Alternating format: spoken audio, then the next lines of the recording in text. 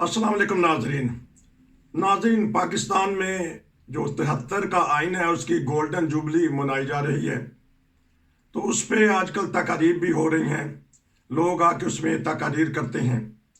अभी हमने एक अजलास देखा, या जलसा कहना चाहिए या मजमा कहना चाहिए, बहरहाल उसमें सियासी शख्सियात थीं। और बात मैं आगाज़ करूँगा, वहाँ हमारे जो होने वाले चीफ जस्टिस हैं काजी फायज ईसा साहब, वो भी तशरीफ़ लाए थे। वो आसफ जरदारी के पहलू में बैठे हुए थे, तो उन्होंने भी कुछ बोला है, बहरहाल खूब बोले हैं। तो क्योंकि वो कानून के साथ ताल्लुक़ रखते हैं, तो मैंने कोशिश की कि आज हम एक ऐसी शख्सियत से इस बारे में तबसरा करें जो ख़ुद कानून से जिनका ताल्लुक़ है। मुज़फ़्फ़र मंसूर साहब पहला प्रोग्राम दिया, बहुत अच्छा बोले हैं माशाल्लाह। ऑस्ट्रेलिया से लेके पूरी दुनिया में उनको प्रोग्राम को पसंद किया गया। तो मैं इस बारे में पता करूंगा कि काजी फायज ईसा साहब को क्यों आना पड़ा, और कुछ उन्होंने तकारीर में चंद एक अल्फाज उठाए हैं, कुछ बातें उठाई हैं, उसके ऊपर उनका तबसरा लूंगा। जी अस्सलाम वालेकुम। वालेकुम सलाम। सर, आपको तो खुशी होगी कि कानून से ताल्लुक़ रखने वाले जजेस जो हैं वो आके पार्लियामेंट में बोलते भी हैं। हमारे होने वाले चीफ जस्टिस जो हैं उन्होंने कुछ बोला है, कुछ तकारीर की हैं, खुताब आपने भी सुना है। तो कोई ऐसी बात जो आपको बहुत ही पसंद आई है, तो फिर मैं कुछ सवाल करूंगा। सबसे पहले ये है कि काजी ईसा साहब जो है, उनके जो फादर थे वो मेकर ऑफ पाकिस्तान बनाने वाले थे, और उनका जिक्र अगर हो तो चौधरी ज़फ़रुल्लाह खान का भी जिक्र होना चाहिए था। वो उन्होंने नहीं किया। पहले तो ये है कि वो एक कानूनदान है, उनकी मैं बहुत इज्जत करता हूँ, लेकिन उनको पार्लियामेंट के फोरम पर नहीं जाना चाहिए था। उनको किसी और जगह पे अगर इजलास होता तो वहां जरूर जाते, लेकिन पार्लियामेंट में जाके उन्होंने अच्छा नहीं किया। उनको यकीन दिलाया गया था कि यहाँ सिर्फ आइन की बात होगी, लेकिन उन्होंने खुद इकरार किया कि सियासी बातें हो गई हैं, और उन्होंने कहा भी है कि फिक्र ना करो, जिन्नियां मर्जी तकरीरें कर लो, जी मेरे को केस आया कि मैं छड़ना नहीं। तो ये उन्होंने बात करके उनको जरा धाक बिठा दी अपनी। नहीं, वो ठीक है, लेकिन किसी के घर जाके इस तरह की बात करने से उसका असर खत्म हो जाता है। जब आप घर चले जाते हैं, उनको उस फोरम पे नहीं जाना चाहिए था। इस फोरम पे नहीं जाना चाहिए था। लेकिन एक बात उन्होंने कही है कि आइन में लिखा हुआ है कि इंसानी बुनियादी हकूक देता है पाकिस्तान में हर शहरी को। लेकिन वहाँ हमने देखा कि बहुत सी अकलियतें जो हैं वो महरूम हैं अपनी बुनियादी हकूक, अपने मजहबी हकूक, अपने कारोबारी हकूक, अपने रहन सहन और मुआशरती हकूक से भी महरूम है। तो किस नज़र से देखते हैं? इधर से काजी साहब ने तो कह दिया कि बुनियादी हकूक देता है आइन हमारा।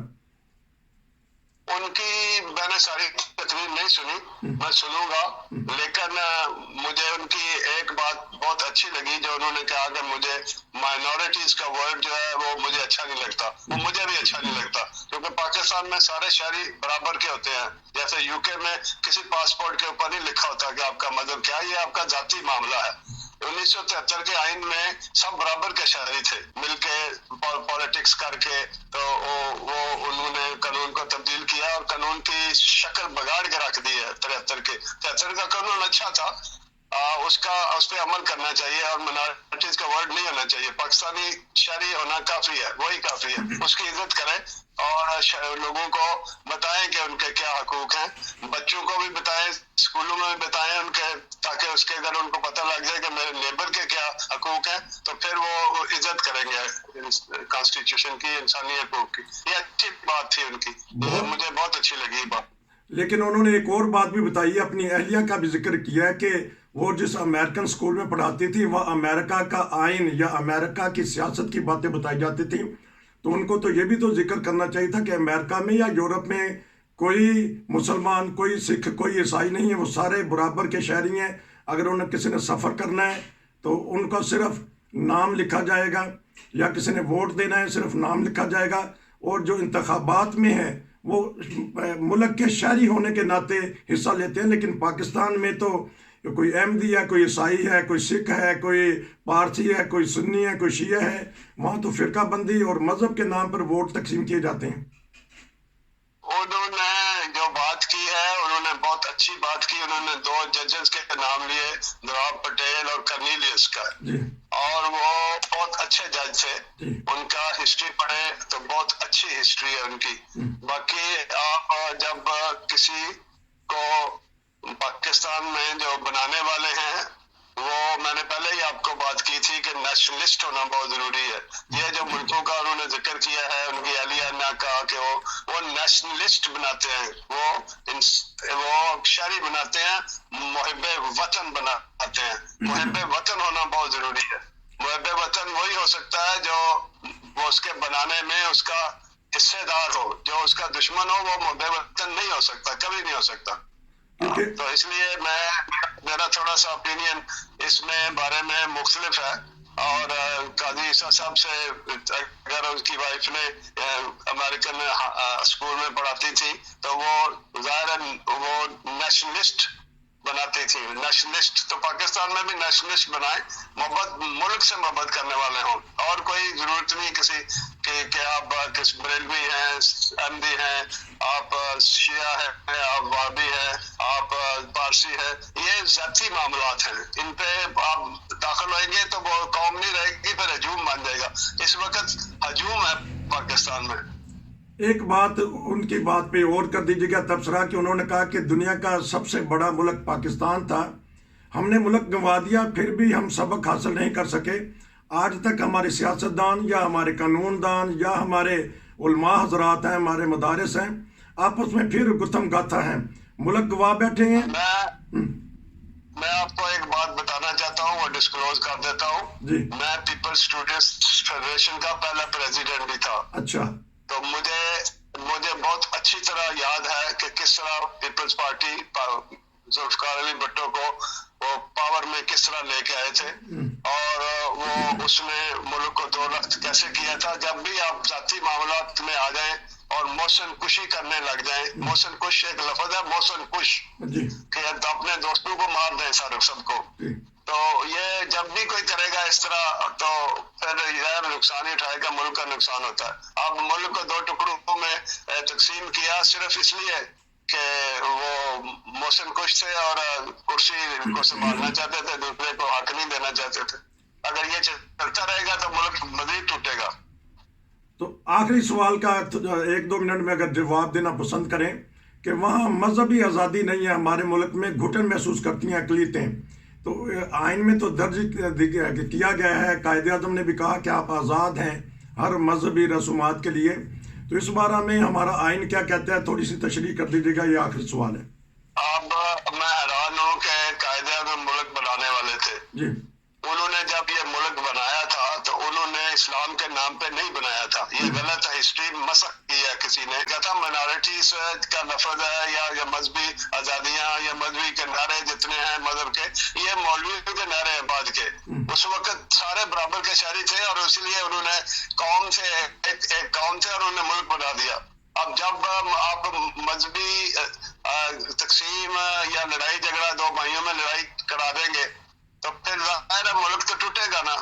تو ظاہر ہے یہ میں سمجھتا ہوں کہ پاکستانی شہری ہونا بہت بڑی بات ہے، وہی کافی ہے. کسی کے مذہب کا نام لے ہی نہ، ضرورت ہی نہیں ہے. بہت تو یہ انہوں نے جو سوال کیا ہے مائنورٹیز کا، یہ بہت اچھا ہے کہ وہ پسند نہیں کرتے.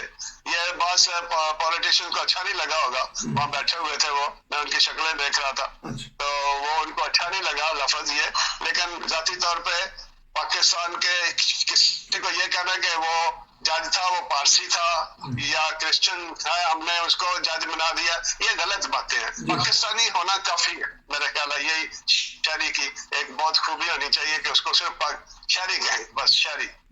بہت شکریہ کہ آپ نے فوری طور پہ اس بات پہ تبصرہ کیا. ناظرین اب دیکھتے ہیں کہ قاضی صاحب کی جو سوچ ہے، آیا ہمارے دوسرے حکمرانوں کی بھی یہ سوچ بنتی ہے کہ مینورٹی کا، اقلیت کا تو لفظ ہی کاٹ دینا چاہیے. سارے پاکستانی شہری ہیں، سارے محب وطن شہری ہیں. اگر ہم اس طرح ایک بن کے رہیں گے تو پاکستان ترقی کرے گا انشاءاللہ. اور آپ کا بہت شکریہ. پھر انشاءاللہ آپ سے دوبارہ رابطہ کریں گے. میں ایک کمنٹ، ہلو جی بتائیے گا.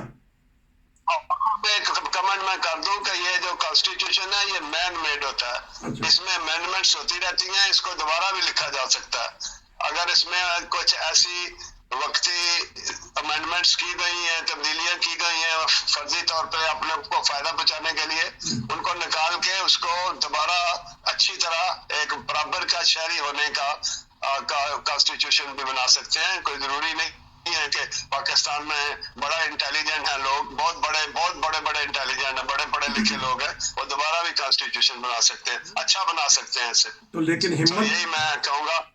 ہمت کس میں ہوگی؟ آپ یہ تو کہتے ہیں کہ ہمت کس میں ہوگی؟ مولوی کھڑے ہو جائیں گے وہ تو ہمت نوجوانوں میں بہت پڑھے لکھے لوگ ہیں نوجوان، اور جب وہ ملک کو ایک ملک بنائیں گے، قوم بنائیں گے، تو پھر یہ مولوی بھاگ جائیں گے سارے. چلیں اللہ کرے کہ آپ نے ایک بہت اچھی سوچ دی ہے کہ بہت ساری آئینی جو سی تبدیلیاں کی گئی ہیں. ضیاء الحق صاحب نے بھی کی، 8ویں ترمیم کی، پھر اس کے بعد دیگر ترامیم ہوئی ہیں. اپنے اقتدار کو طول دینے کے لیے مذہبی لبادہ بھی اوڑا گیا اسی آئین کے تحت، حالانکہ سیدھا سادہ سا آئین ہے. اللہ کرے کہ ہمارا ملک اس آئین کے مطابق چلنے والا ہو، نہیں تو یہ آئین کسی بزرگ نے کہا تھا کہ ملک کھا جائے گا. کاش کہ ہمارے سیاستدان، ہمارے علماء یا ہمارے وہاں سے اسکالر بیٹھے ہوئے ہیں اس آئین کے مطابق پاکستان کو چلائیں. آپ کا بہت شکریہ کہ آپ نے فوری طور پہ تبصرہ کیا. ناظرین، یہ تھا آج کا اسپیشل پروگرام. اگر آپ بھی کوئی تبصرہ کرنا چاہتے ہیں، کوئی پروگرام کرنا چاہتے ہیں تو واٹس ایپ پہ میسیج کیجیے گا، تو انشاءاللہ ہم آپ کی رائے پوری دنیا میں پھیلائیں گے. نصیر کو اجازت دیجیے. السلام علیکم.